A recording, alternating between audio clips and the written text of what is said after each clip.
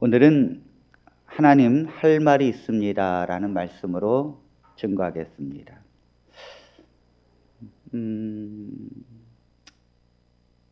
이 코로나가 줄어드는 게 아니라 계속해서 확진자가 늘어나게 되고 살면 살수록 더 어렵게 성도들이 지금 살고 있다는 것은 가슴 아픈 현실이에요. 많은 사람들이 이 코로나 때문에 인생을 자살을 하게 됩니다. 작년에 안양시의 평촌동에서 노래방을 운영하던 60대 두 자매가 스스로 목숨을 끊었어요. 그들은 방 2개의 작은 노래방을 25년 동안 운영을 해왔는데 코로나의 집합명령 금지가 길어지자 결국 그들은 그 생계를 견딜 수가 없었습니다. 세금도 내야 되고 월세도 내야 되고 전기세도 내야 되고 또 빚을 갚아야 하는데 점점 더 늘어나는 이 빚을 감당할 길이 없어서 스스로 목숨을 노래방에서 끊었고, 동생은 가까스로 목숨을 건졌는데 언니는 끝내 세상을 떠나고 말았습니다. 1년에 우리나라만 해도 자살하는 사람이 1만 3천 명이 넘습니다. 작년과 올해 급속으로 더 늘어나고 있어요. 여러분, 거기 1만 3천 명이 넘는 사람들 중에 그리스도인이 왜 없겠습니까? 하나님을 믿는 사람이 왜 거기 없겠습니까? 분명히 있을 것입니다. 목사님들은 자살을 하면 구원을 받지 못한다고 가르치십니다. 아마도 성경에 살인하지 말지니라 이 말씀을 어겼다고 생각되는 것이죠. 그러나 우리가 단순하게 생각할 문제가 아닙니다. 오죽하면 세상을 떠나 자살을 할 생각을 하겠습니까, 여러분? 그 사람의 심정이 오죽하면 자기 스스로 목숨을 끊겠습니까? 여러분, 세상을 등지고 스스로 목숨을 끊으려고 하는 사람들의 심정이 어떨까요? 한마디로 비관적입니다. 정말로 사는 것에 대한 비관적인 생각에 사로잡히게 됩니다. 제가 한창 어려울 때 신혼 초기에 저희 부모님의 가정 불화로 정말 제가 방황하고 있을 때 저희 집사람과 한강에 가서 그 옆에서 그랬어요. 우리 여기서 그냥 목숨을 끊을까? 그런 생각도 집사람과 함께 그 어렵고 힘든 걸 견딜 수가 없더라고요. 이 세상에 태어났다는 자체가 너무너무 원망스러울 때가 있었습니다. 그렇게 되면 긍정적으로 아무리 생각하려고 해도 긍정적으로 생각되어지지 않아요. 우리의 삶을 보면 비관적인 생각에서 벗어나는 것이 쉬운 것이 아닙니다. 여러분 생각해 보십시오. 우리가 태어난 것이 우리가 원해서 태어났습니까? 우리는 우리가 태어나길 원해서 태어난 것이 아니에요. 아무도 여기에 누가 태어나고 싶어서 태어난 사람 없습니다. 어쩌면 우리는 세상에 태어나는 순간 내던져진 존재예요. 우리를 아껴주고 길러주던 우리의 부모님도 먼저 우리를 남겨두고 세상을 떠나십니다. 결국 우리는 다 혼자라는 사실이죠. 혼자 남겨진다는 거예요. 나 혼자 먹고 살아야 되고 나 혼자 이 세상을 살아가야 되고 나 혼자 준비해야 합니다. 누가 나를 대신해서 해줄 수 있는 사람은 아무도 없어요. 형제가 그렇게 할 수 있습니까? 심지어 교회가 그렇게 할 수 있습니까? 결국 우리는 나 혼자 살아가야 되는 이 현실 속에서 인간은 한계에 부딪힐 수밖에 없다는 거예요. 먹는 것을 스스로 해결해야 되고 살아가는 모든 구조를 나 혼자 해결해야 되는 이 세상의 삶을 어찌 쉽다고 생각할 수 있겠습니까? 우리는 이렇게 살다 보면 어느 순간 인간의 한계에 도달하게 됩니다. 어느 순간에 참 산다는 그 자체가 너무너무 힘들다는 거기에 봉착될 때가 있어요. 이렇게 인간이 그 사는 거에 대한 힘든 삶에 다 마주치게 되면 그때 우리는 하나님에게 할 말이 있습니다. 하나님, 왜 우리를 이 땅에 태어나게 하셨나요? 저는 제가 이 질문을 하나님 앞에 수도 없이 했어요. 하나님, 나를 왜 이 땅에 태어나게 하셨나요? 하나님, 이 땅에 태어나서 산다는 것을 한번 경험해 보셨나요? 하나님, 매일매일 힘들게 먹고 살아야 하는 이 구조 속에서 걱정하면서 사는 인생을 하나님은 아시나요? 하나님은 하나님이시잖아요. 이 세상에서 물도 두렵고 풀도 두려워하면서 벌벌 떨고 있는 우리같이 살아보셨나요, 하나님은? 하나님, 할 말이 있습니다. 할 말이 있다고. 여기 이마트 화재 사건으로 우리 엄영수 집사님이 1층의 옷가게가 결국은 불에 소실되고 영업을 못하면서 이렇게 바깥에서 지켜보아야 하는 하루아침에 내가 잘못한 것도 아니고 삶의 터전을 잃어버린 이 절망 가운데 어떻게 해야 될지 모르는 이 삶을 하나님은 아시나요? 하나님, 늙어간다는 게 뭔지 아십니까? 할 말이 있어요. 하나님은 늙어보셨나요? 우리가 이 세상 살면서 하루하루 지낼 때마다 온 삭신이 쑤시고 거울을 보면서 하루하루 달라지는 내 모습을 보면서 절망 가운데 빠져보는 나의 삶을 하나님은 아시나요? 허리가 꼬꾸러지고 아픈 데가 수없이 많고 파스를 붙여가면서 먹고 살기 위해서 노인이 되어도 일을 해야만 하는 이 삶을 하나님은 아시냐고요.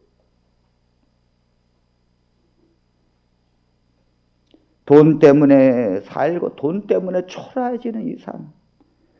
남편을 잘못 만나서 사랑받기는커녕 맨날 잔소리 듣고 시종처럼 일을 하고 종으로 그렇게 살면서 때로는 맞아가면서 사는 나의 삶을 하나님은 도대체 아십니까? 자녀로부터 무시당하고 또 남에게 존경받지도 못하고 인생을 오로지 뒷바라지하면서 인생을 살면서 남의 집 일을 하면서 온갖 힘든 일을 해야만 하는 내 삶을 하나님은 도대체 아시냐고요. 하나님은 모든 것을 가지신 분이잖아요. 하나님은 그렇게 살 필요도 없잖아요. 하나님은 도대체 무엇이 걱정이십니까? 이 세상에 내동댕이 쳐서 버림받아서 나 혼자 살아가야 하고 늙고 병들고 내가 모진 고통 속에서 살아가는 내 심정과 내 삶, 하루도 근심 걱정이 일어나지 아니할 날이 없고 잠을 이루지 못하는 이런 삶을, 이런 절망 가운데 있는 삶, 이 허물을 하나님은 아십니까? 할 말이 있다고요, 하나님.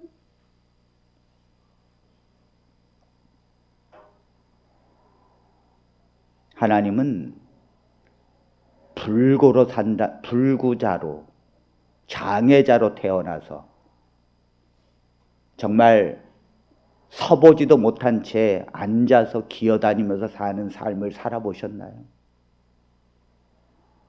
남한테 눈총 받으면서 동냥하면서 그렇게 비교의식 느껴가면서 자신이 얼마나 불행한지를 매일매일 쓰라리면서 살아보셨나요?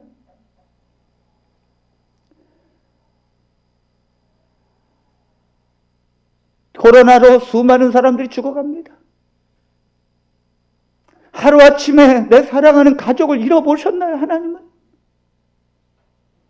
정말 내 사랑하는 가족, 부모, 형제, 내 사랑하는 자녀를 하루아침에 이 코로나의 전염병으로 아무것도 아직 보이지 않는 세균 때문에 잃어버린 이 슬픔을 하나님은 아시나요? 세상에 곱추로 태어나서 남한테 비방받고 한 번도 허리 한 번 피고 제대로 고개 들지 못한 채 살아본 그 장애자의 삶을 주님은 아십니까? 주님은 그렇게 않잖아요. 만왕의 샘이라는 영화에 보면, 프랑스 영화인데 제가 깊은 교훈이 있어서 우리 자녀들에게 다 보여줬어요. 거기에 보면 태어날 때부터 곱추로 태어난 사람이 나옵니다. 이 등이 이렇게 굽어가지고 사람들에게 놀림받고 하는.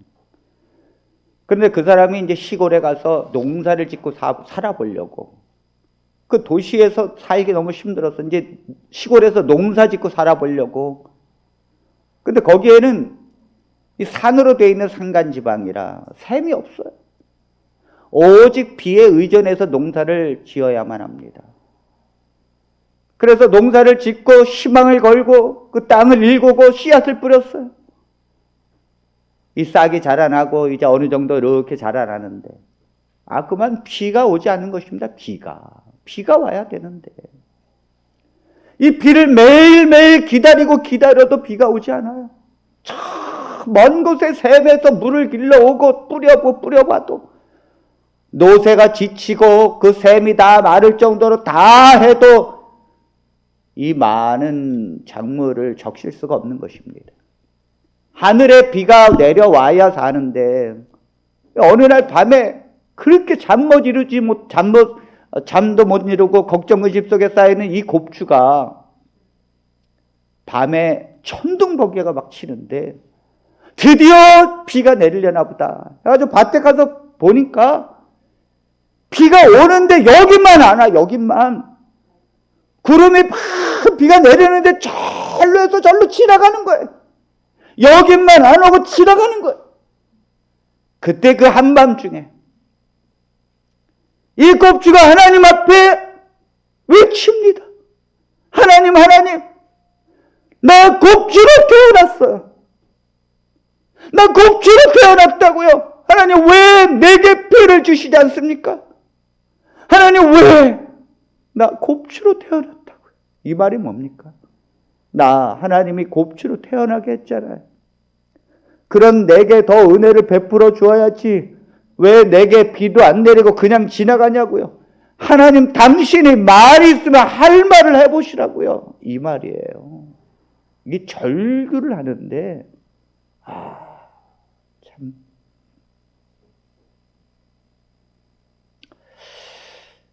제가 우리 성도님들의 그 삶을 이렇게 대변해서 제가 이렇게 성도들의 삶을 보면서 하나님 앞에 그렇게 참 외칠 때가 많아요. 우리 성도님들의 삶을 하나님 살아보셨습니까? 제가 그 성도님들의 그런 질문에 대답해 줄 수 없다는 것이 참 슬픕니다.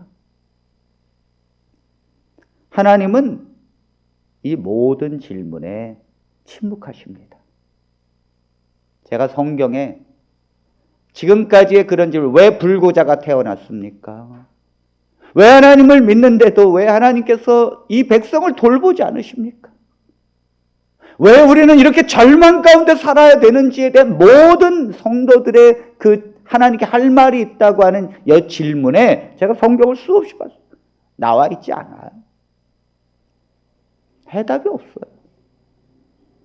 침묵하신다는 말은 하나님도 할 말이 없다는 거예요.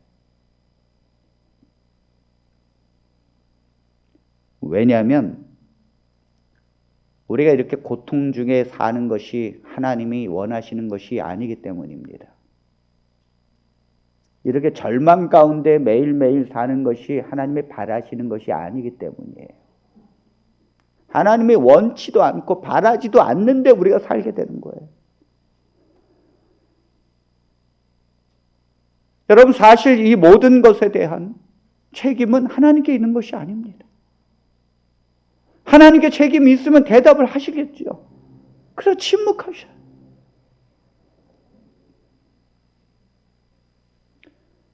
그러면 하나님의 대답은 무엇입니까? 예수님께서 이 땅에 오셔서 사람들을 보시면서 사람들이 지금 우리보다도 더 비참하게 살고 있는 것을 보셨어요. 그들은 더 가난했고 더 비참했습니다. 옛날에는 왜 그리 병자가 많은지, 제가 어릴 때만 해도 문둥병자들이 다녔고, 제가 어릴 때만 해도 그 소아마비 고치지 못해가지고 예방주사도 맞지 못해서 그저 안전뱅이로 사는 사람들이 많았어요. 옛날에는 얼마나 더 그랬겠습니까, 여러분? 못 먹고. 그러니까 예수님께서 이 땅에 오셨을 때는 얼마나 많은 사람들이 비참하게 사는지 모릅니다. 문둥병자들이 수두룩하고, 안전뱅이 곧 소경 수두룩하고, 그리고 소작농으로 그날 일해서 그날 먹고 살아야 되는 사람들이 대부분이었습니다. 그래서 성경에는 그날 일했으면 그날 품값을 그날 주어라고 성경에 말합니다. 왜냐하면 지주들이 그렇게 주지 아니하면 그날 굶어야 되기 때문이에요. 그만큼 힘들게 살고 있었어요.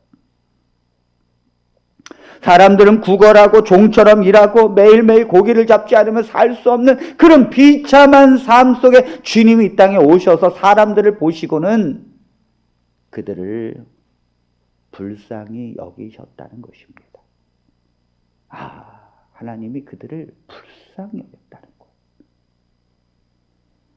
이게 하나님의 대답이에요. 마태복음 9장 36절에 있는 말씀을 보겠습니다.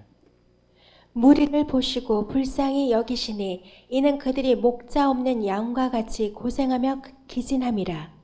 목자가 풀 있는 곳으로 물 있는 곳으로 데려다 줘야 되는데, 그래 양은 행복한데, 목자가 없으니 어디가 풀이 있고 어디가 물이 있는지 이 양이 알 게 뭡니까? 자기 힘으로 찾아야 합니다. 자기 힘으로 광야에 가서 찾아야 합니다. 어디 있습니까, 여러분? 이 광야에 풀과 물이 아무 데나 있는 것이 아닙니다. 그러므로 이 양들이 목자가 없이 자기들이 먹고 살기 위해서 광야에서 헤매고 다니는 걸 보면 사람들이 그렇게 살고 있는 것처럼 보였다는 거예요. 제 눈에 보기에도 여러분들이 그렇게 보이는데 하나님께서 보시기에 얼마나 더 하시겠습니까? 여기 개역 성경에는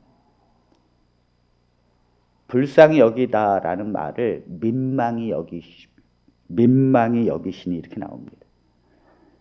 이 민망히 여기다라는 헬라어가 무슨 말인가 하면 스플랑크 뉘조마이라는 뜻이에요. 스플랑크 뉘조마이. 이게 무슨 뜻인가 하면 신약성경에 12번이나 사용됐는데, 이 말은 자신의 마음에 느낀 듯이 어떠한 감정을 공감한다는 뜻입니다. 그러니까 하나님께서 우리를 민망히 여기시고 불쌍히 여긴다는 말은 그들의 그 심정을 공감한다는 뜻이에요. 그런데 이 스플랑크 뉘조마이의 그 어원을 보면 어디에서 왔는가 하면 스플랑크 논에서 왔어요. 이 스플랑크 논이라는 이 말의 뜻은 무슨 뜻인가 하면 원뜻은 사람의 창자라는 뜻이에요. 창자. 내장이라는 뜻이에요. 그러므로 성경에서 이 스플랑크논, 이 원어는 어떻게 쓰였는가 하면 심장, 마음, 긍휼 이런 뜻으로 쓰였어요. 다시 말해서 이 원어를 해석하면 하나님께서 사람을 민망히 여기시고 불쌍히 여기신다는 이 원어의 뜻은 하나님께서 내가 창자가 끓는 마음으로 너희들을 불쌍히 여기신다는 뜻입니다, 여러분. 창자가 녹는 심정으로, 내 창자가 정말 녹는 심정으로 불쌍히 여긴다.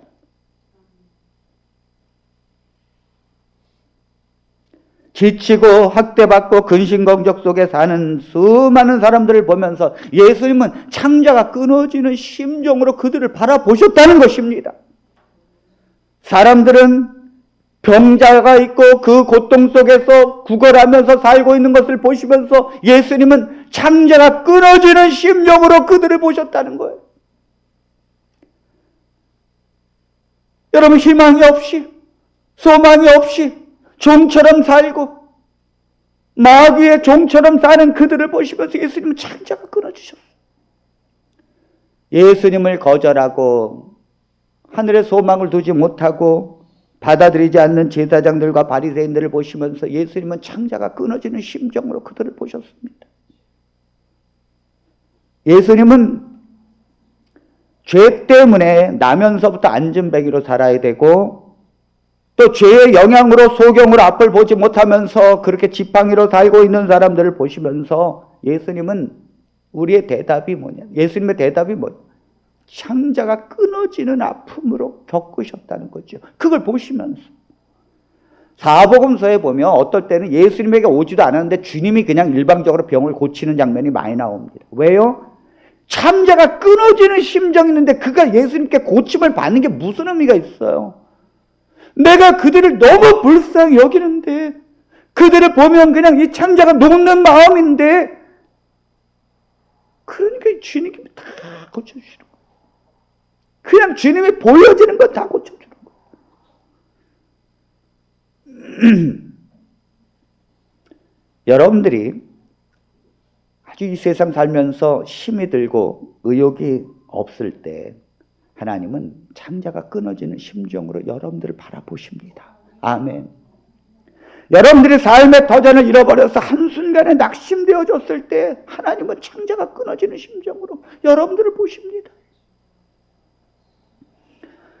여러분들이 세상에서 근심 걱정 속에서 어떻게 살아야 되는지 모르고 잠을 이루지 못할 때 하나님은 창자가 끊어지는 심정으로 여러분들을 위해서 기도하십니다. 세상의 사람들이 예수님을 안 믿고 세상에서 살다가 죽게 되어졌을 때, 코로나로 하나님 소망 없이 죽게 되어졌을 때, 그 가족들이 울고 있을 때 하나님은 창자가 끊어지는 심정으로 그걸 보신다고. 그리고 우신다고.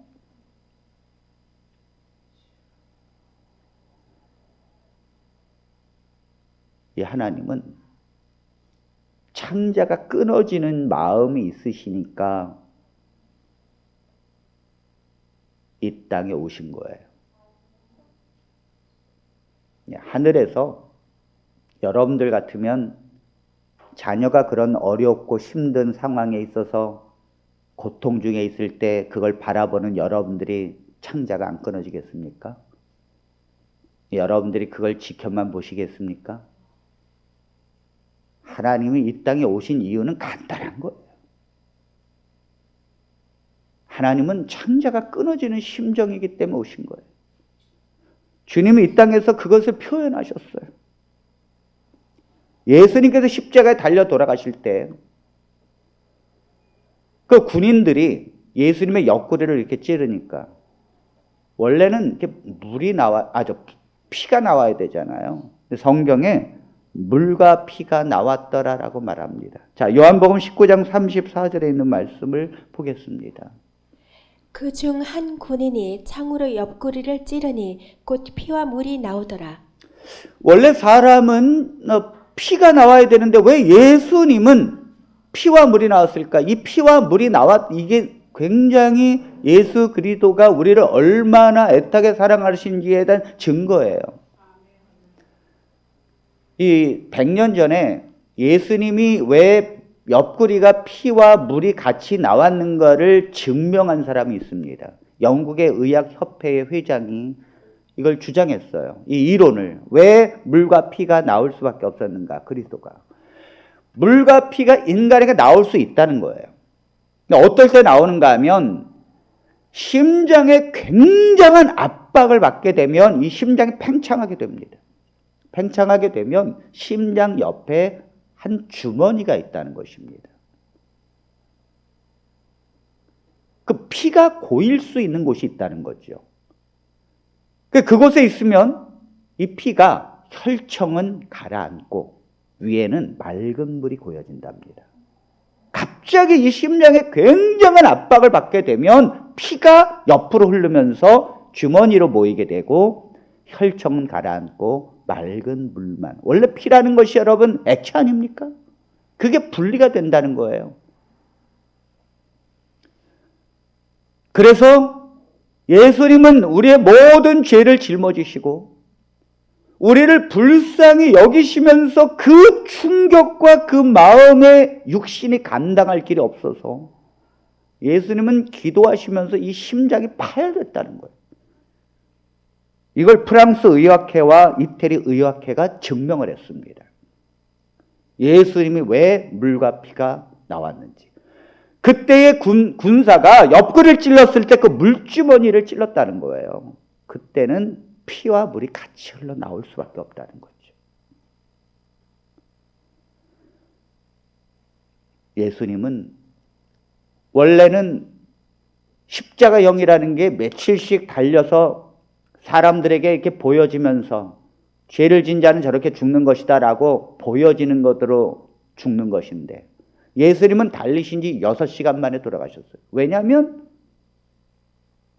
너무도 사람을 보시면서 긍휼히 여기시고 그 창자가 끊어지는 심정으로 바라보시고 사역하시고 겟세마네 동산에서 기도하셨기 때문에 심장이 파열된 그리스도는 견딜 수 있는 인간의 힘이 없었던 거예요.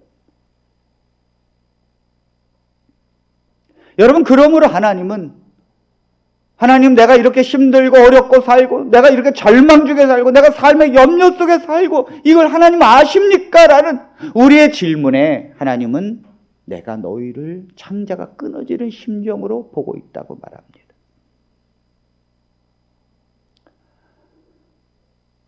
한자성어로 모원단장이라는 말이 있습니다. 이 말은 어머니 모에 원숭이 원, 끈을 단자에 창자 장자입니다. 원숭이의 어머니의 창자가 끊어졌다라는 뜻인데, 이 이야기는 중국 송나라의 유의경이 편집한 일화집에서 나옵니다. 세설신어 출업 출면편에 나오는 얘기인데요. 진나라의 환원이라고 하는 사람이 총나라를 정벌하기 위해서 배를 타고 양쯔강을 거슬러 올라갑니다.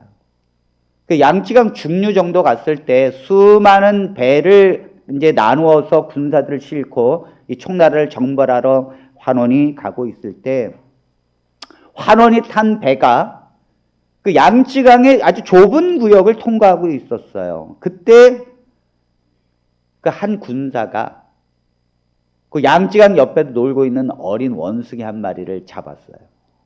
그리고 배에 태운 것입니다.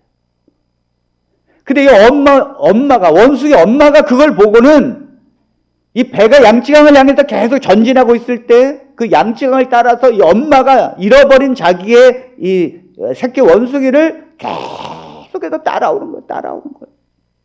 막 울면서 소리치면서 따라오는 것입니다. 그렇게 하기를 100리를 갔어요. 100리를 따라오는데, 이거는 배가 얼마나 천천히 갑니까? 근데 며칠을 따라왔다는 거죠. 소리를 치는데, 그 다시 양쯔강이 이렇게 좁아질 때에 그 어미 원숭이가 그 새끼 원숭이가 탄 그 배를 껑충 튀어서 안으로 들어왔어요. 그리고는 얼마 있지 않 죽었습니다. 그 군인들이 이 죽은 원숭이를 혹시나 이제 먹으려고 했겠죠. 이 해부를 하는데 창자가 다 끊어져 있었어요. 자기의 잃어버린 원숭이 새끼를 너무너무 창자가 끊어지는 심정으로 쫓아온 거죠. 여기에서 나온 말이 모원단장이라는 말이에요. 원숭이 어미의 창자가 끊어지다. 여러분, 예수님께서 이 땅에 왜 오셨습니까? 왜 주님은 하늘에서 보좌를 버리시고 이 땅에 오셨습니까? 왜 주님은 십자가에서 죽으시는 것이 꼭 이 땅에 오셔야만 했습니까? 하늘에서도 얼마든지 우리의 죄를 속죄할 수 있었는데. 그러나 주님이 이 땅에 오신 이유가 뭡니까? 우리를 너무도 긍휼히 여기시기 때문이에요. 우리가 하나님 앞에 구원받는 것은 우리의 믿음이 있어서가 아닙니다. 우리가 하나님 앞에 우리가 뭘 공로를 세워서도 아닙니다. 우리가 하나님 앞에 구원받는 것은 하나님이 우리를 긍휼히 여기시기 때문입니다. 우리가 하나님 앞에 무엇을 한들 그것이 무슨 의미가 있고, 우리가 무엇을 하나님을 위하여 한들 그것이 구원과 무슨 맘먹는 것이 되겠습니까? 하나님이 우리를 긍휼히 여기신다는 것이 소망인 줄로 믿습니다. 하나님 우리를 어여삐 여기신다는 것이 긍휼의 소망인 줄 믿습니다. 여러분들이 힘들고 어려울 때 잊지 말아야 되는 한 가지는 하나님이 여러분들을 보시면서 창자가 끊어지는 심정으로 여러분들과 공감한다고 하는 사실입니다.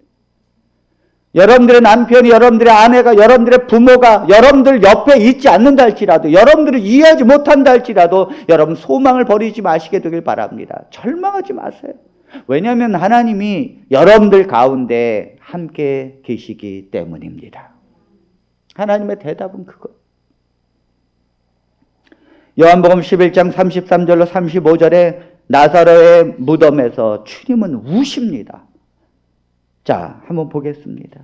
예수께서 그가 우는 것과 또 함께 온 유대인들이 우는 것을 보시고 심령의 비통이 여기시고 불쌍히 여기사 이르시되 그를 어디 두었느냐 이르되 주여 와서 보옵소서 하니 예수께서 눈물을 흘리시더라. 이 마리아가 예수님께 원망을 합니다. 이 나사로와 마르다와 마리아가 살고 있는 이 집에는 아마 부모님이 안 계셨던 것 같아요. 그런데 그들이 의지하고 있는 오라버니 나사로가 그만 죽었으니, 젊어서 죽었으니 여동생인 이 마르다와 마리아가 얼마나 슬프겠습니까, 여러분? 하늘이 무너지는 거예요, 하늘이.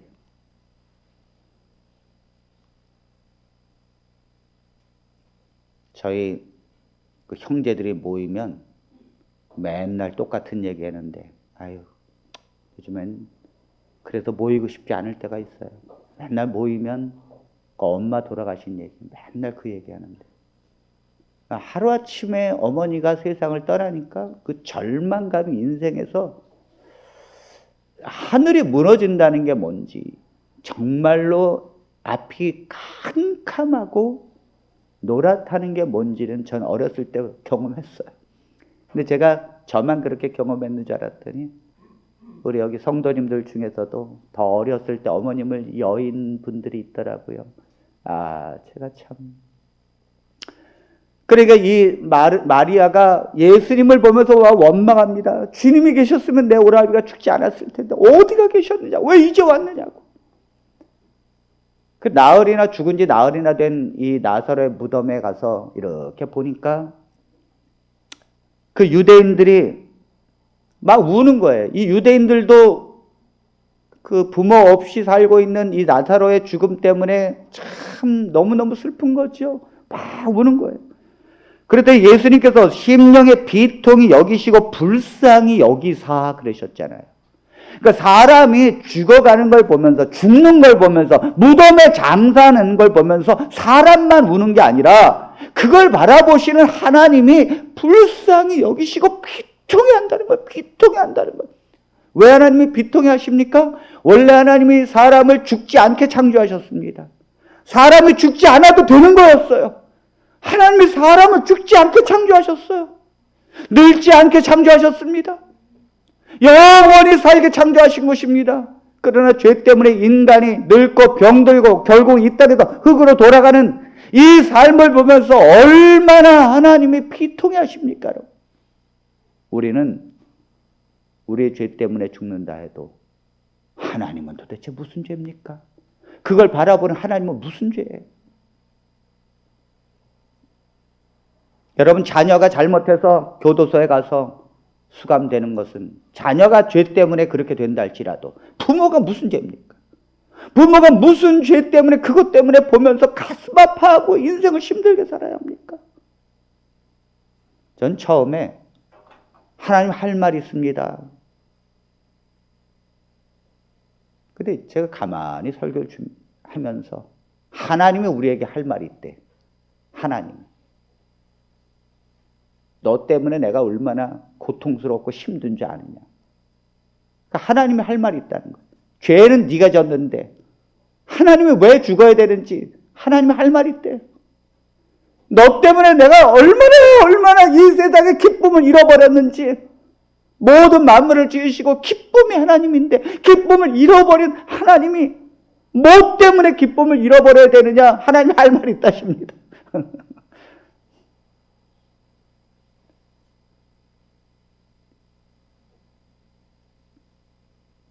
그러니까 예수님께서 그를 어디 두었느냐 그랬더니 주여 와서 보옵소서 그랬잖아요. 그때 예수께서 눈물을 흘리시더라. 그러니까 그 죽어있는 나사를 보면서 하나님이 운다는 걸 알아야 합니다. 운다는 걸 알아요. 여러분들이 자녀를 잃어버리고 남편을 잃어버리고 부모를 잃어버려서 그 무덤에서 엉엉 울 때 하나님이 울고 있다는 걸 알아야 돼요. 하나님이 너무너무 괴롭고 힘들어서 우리를 구원하시는 거예요. 우리가 속절없이 죽어가고 늙고 병들고 이걸 너무너무 괴로워서 하나님이 십자가에서 죽으시는 거예요. 왜? 끝내기 위해서. 이 고통을 끝내기 위해서 더 이상 하나님이 참을 수가 없기 때문에, 더 이상 하나님이 이 고통을 갖고 살 수가 없기 때문에 십자가에서 끝내는 거예요. 그래서 십자가에서 죽으시는 거예요. 모든 구원은 하나님께로부터 시작해서 하나님께서 끝을 내시는 것입니다. 사람이 잘나서 구원받는 것이 아니에요. 사람은 하나님을 믿으면서도 당자입니다, 여러분. 하나님을 믿으면서도 정말로 하나님의 뜻대로만 가는 성도 못 봤어요. 그런 종들 못 봤습니다. 다 제 갓 길로 가고 있어요. 다 자기가 옳은 줄 알고 삽니다. 하나님을 안 믿는 자만 당자가 아니에요. 하나님을 믿는 우리도 당자입니다. 그런데 그런 거를 예수님께서 정지하지 아니하시고 자기의 모든 죄의 짐으로 돌리시면서 그 죄의 대가로 십자가에서 죽으셨다는 것은 신비 중에 신비입니다. 목회자인 저도 설명할 길이 없어요.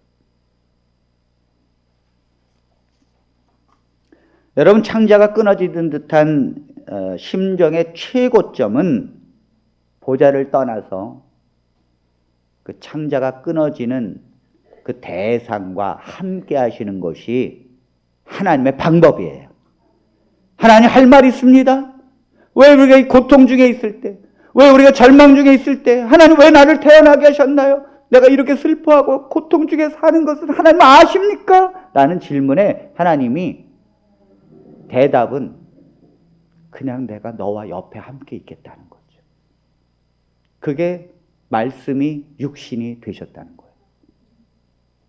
예수님께서 이 땅에 태어나셨는데 여러분 다 아시는 것처럼 성령으로 태어나셨습니다. 마리아와 요셉이 결혼하기도 전에 정혼한 사이에서 마리아에게 아들을 낳았겠다, 이름을 예수라라 해서 태어났으니 요셉은 사실 자녀가 있는 사람이었거든요. 그러니 처녀인 마리아의 몸에서 예수가 태어났습니다. 결혼도 하기 전에. 그러니까 예수님은 태어나자마자 사람들에게 멸시를 받으셨습니다. 왜냐하면 아비 없이 태어난 후레자식이다. 도대체 네 아비가 누군지도 모르는 가운데, 씨가 누군지도 모르는 가운데 태어났다는 거죠. 여러분, 성령으로 잉태했다는 것을 하나님의 백성들도 잘 안 믿어질 때가 있는데 세상의 사람들이 누가 믿겠습니까? 그거를 안 믿죠. 그러니까 예수님은 태어나면서부터 사람들에게 손가락질을 받았어요. 저 아비 없는 후레자식, 저 어미가 결혼도 하기 전에 어디 가서 애를 배워가지고 태어난 자식, 그러면서 손가락질을 받으셨습니다. 왜 형제들이, 예수님의 형제들이, 요셉의 아들들이 예수님을 비난하고 그 예수님을 업신여기고 왜 그를 따르지 않습니까? 그 수많은 기적이 있는데도. 아니에요. 그 집안에 예수님은 부끄러움이었고 창피한 존재였어요. 아예 예수 얘기를 꺼내지도 못하게 하고 사람들이 그 너의 형제 예수는 어디 갔느냐, 이거 꺼내지도 말라고. 그 예수 얘기 꺼내지도 말라고. 그러니까 예수님은 가족에게서부터 멸시를 당하시고 사람들에게 멸시를 당하셨기 때문에 집을 나가십니다. 예수님은 뭐라 하셨어요? 내가 머리 둘 곳도 없다고. 여우도 다 굴이 있는데 나는 정착할 곳이 없다는 거예요. 예수님은 극도로 굶주림을 경험하셨어요. 40일을 금식 기도하시면서 인간이 견딜 수 없는 최고의 굶주림.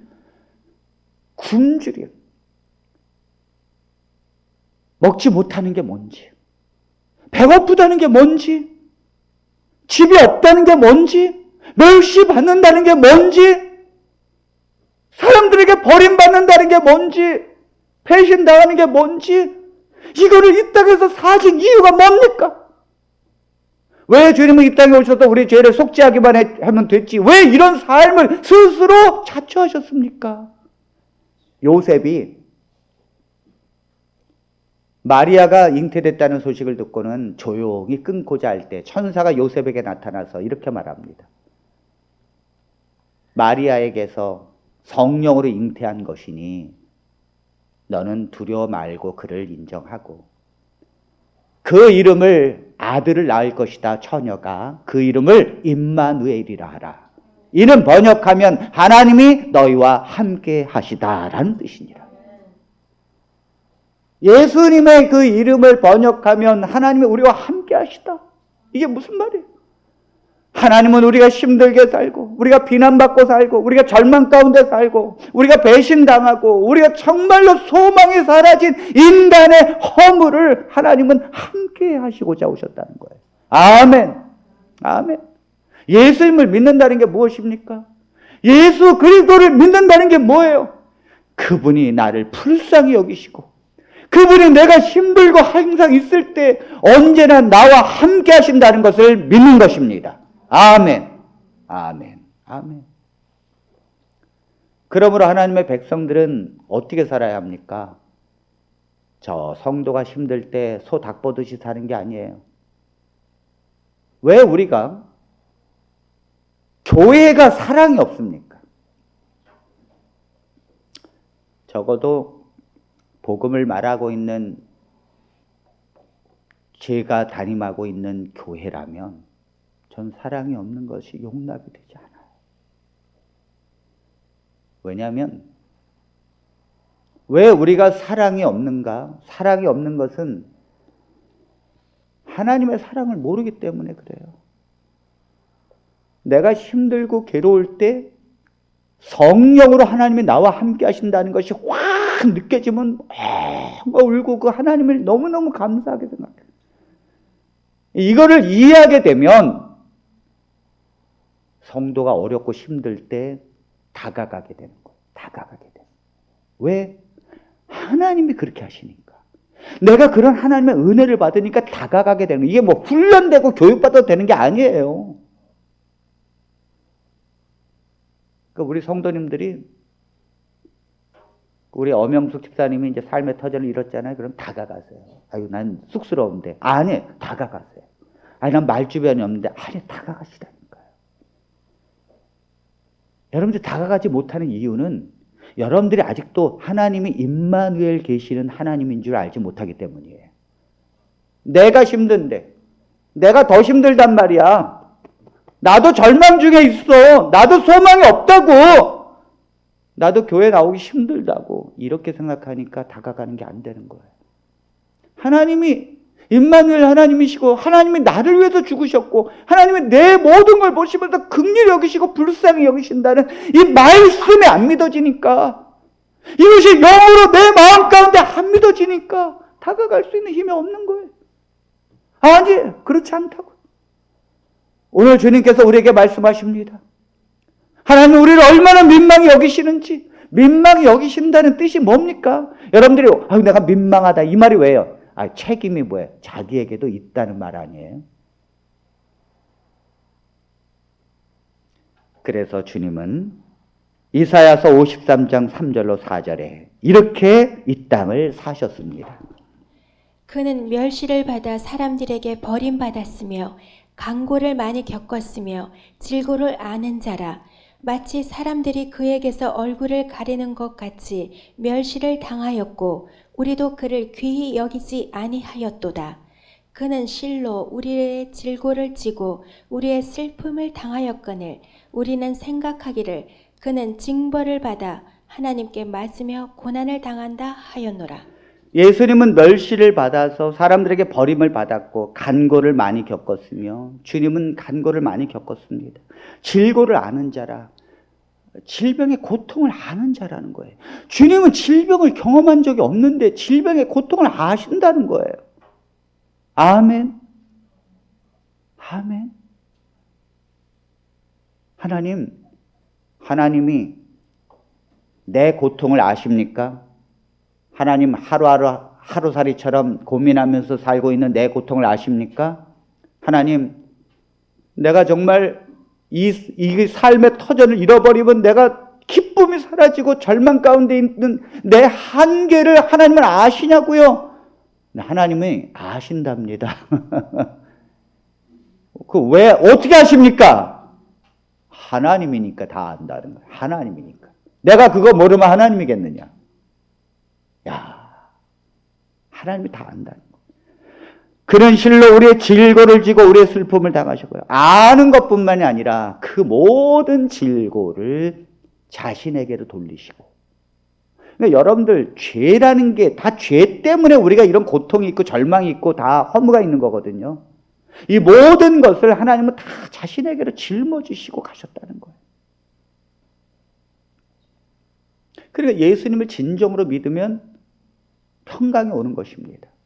주님이 짊어지고 가셨다는 것을 믿으면 내가 슬픔을 경험하기도 전에 이 슬픔이 주님이 갖고 가셨구나. 내가 절망 중에 있는 이 걱정과 근심과 낙담을 주님이 갖고 가셨구나. 아멘. 아멘. 예수님 믿는 것은 그런 것입니다.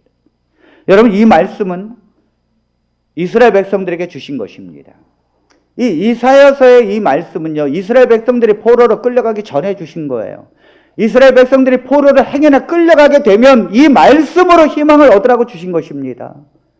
포로로 끌려간 이스라엘 백성들에게 나중에 이사야서를 펼쳐보라는 거예요. 이사야 선지자를 통하여 너에게 미리 말한다는 것입니다. 이것은 BC 700년경에 쓰여진 거예요. 586년에 끌려가기 전에 쓰여진 것인데 사실 고난이 오기 전에는 이사야 말씀이 무슨 뜻인지 알지 못했어요.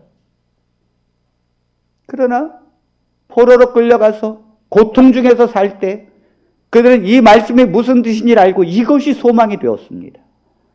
여러분, 이스라엘 백성들이 바벨론에서 포로로 끌려간 지 70년이 다 되었습니다. 여러분, 70년이라는 세월이 짧은 세월입니까? 대부분의 사람들은 다 2세대 사람들이었어요.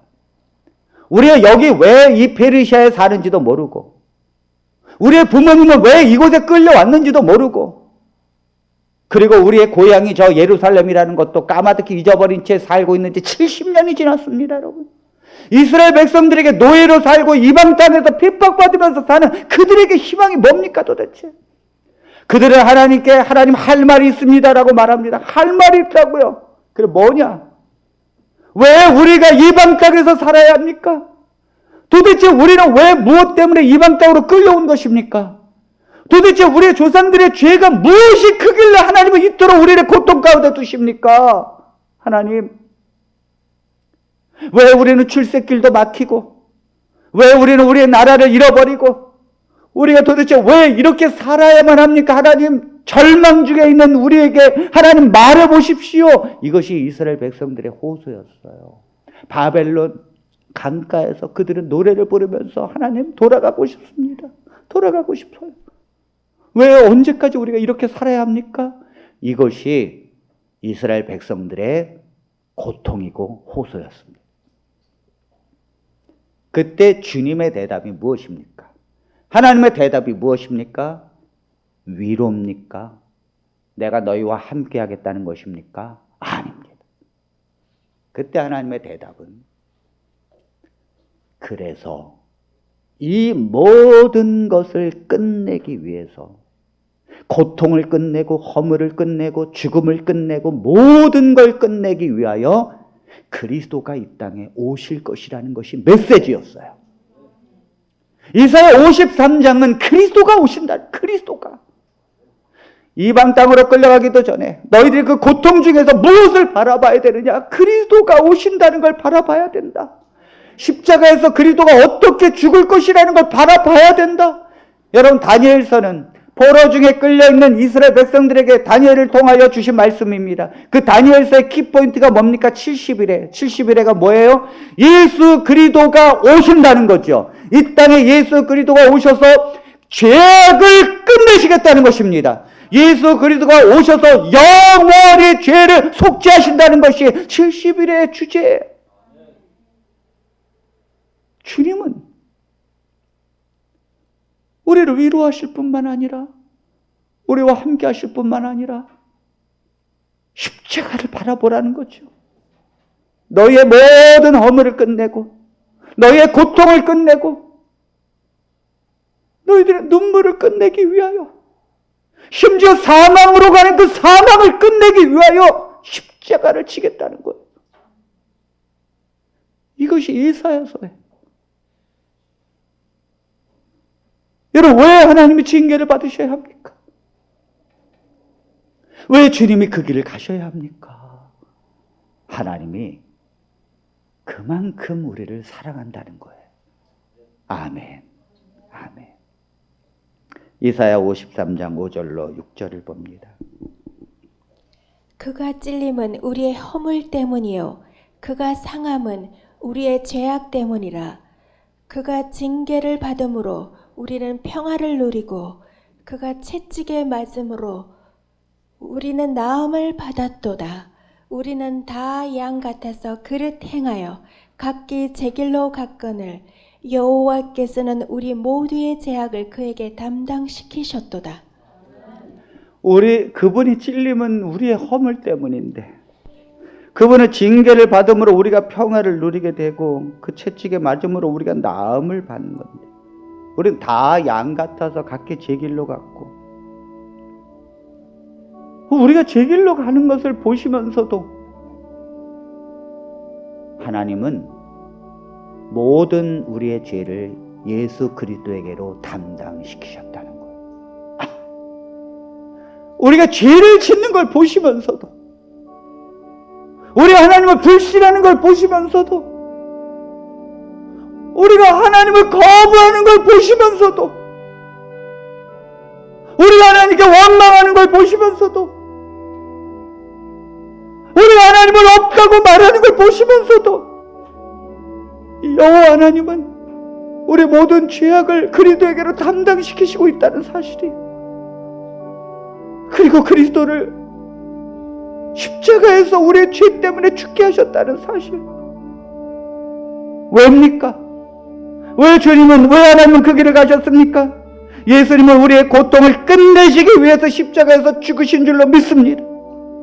예수님은 우리의 허물을 끝내시기 위하여 십자가를 가셨습니다. 예수님은 우리의 눈물을 끝내기 위하여 십자가를 지셨어요. 예수님은 우리의 죽음을 끝내기 위하여 그 길을 가신 거예요. 계시록 21장 4절에 이렇게 말씀하십니다. 모든 눈물을 그 눈에서 씻기심에 다시 사망이 없고 애통하는 것이나 곡하는 것이나 아픈 것이 다시 있지 아니하리니 처음 것들이 다 지나갔음이로라. 아멘. 아멘.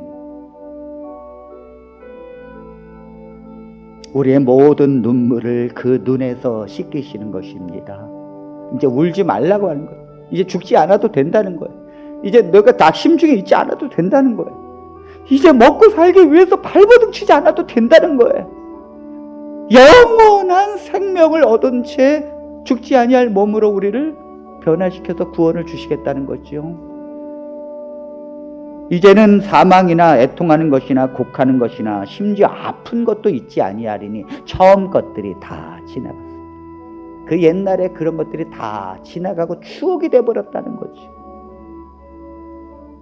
사랑하는 성도 여러분, 여러분들이 정말 힘들 때 하나님에게 하나님 저 할 말이 있습니다 라고 하십시오.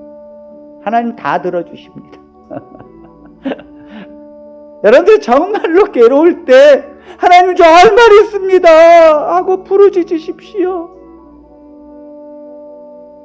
하나님의 음성이 들릴 거예요. 나도 내게 할 말이 있다고. 내가 너를 불쌍히 여기고 너와 함께 했고 너의 그 고통을 끝내기 위해서 십자가를 진 것이다.